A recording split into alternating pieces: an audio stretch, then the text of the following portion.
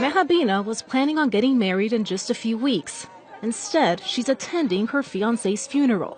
Sharhil's family says he had just left his uncle's house when he was shot and killed. He walked out to the washroom and was fired upon by police forces. His body was just lying there. We tried to help him, but officers didn't allow us. Hours passed before we were allowed to go near him. The 25-year-old was one of 4 people who died earlier this week in Indian-administered Kashmir, following clashes between the police and Kashmir separatists. 60 people were injured. On Friday, police fired tear gas to disperse dozens of protesters in the capital, Srinagar.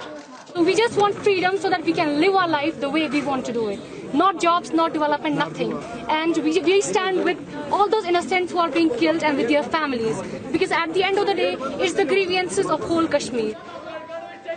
The fight over Kashmir is part of a 70-year-old land conflict between India and Pakistan. Both countries claim ownership of the region. At least 24 people have been killed this year in violent confrontations. But police say those who died in the latest incident were aggressors, not innocent civilians. In the exchange of fire, in the crossfire, there is always a possibility that they may get hit.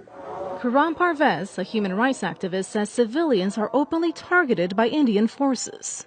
It doesn't matter for the army whether a Kashmiri is a militant or a stone pelter or a simple civilian. So every killing is always considered as legitimate by Indian army. Kashmiri civilians say the situation is becoming unbearable, with some of the deadliest anti-government protests and fighting so far this year.